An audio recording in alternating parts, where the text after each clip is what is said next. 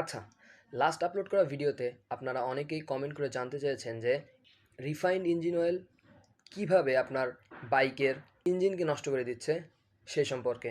চলুন আজ সেই সম্পর্কেই জেনে নেওয়া যাক।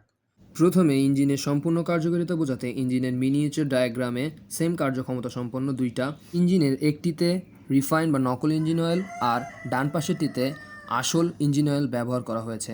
যখন ইঞ্জিনটি রান করা হচ্ছে তখনই জেনুইন ইঞ্জিনের গিয়ারগুলোতে অয়েল ভালোভাবে পৌঁছানোর কারণে ফ্রিকশন কম হচ্ছে, যাতে করে ইঞ্জিনের উপর প্রেশার কম পড়ছে এবং ইঞ্জিন স্মুথলি রান করছে।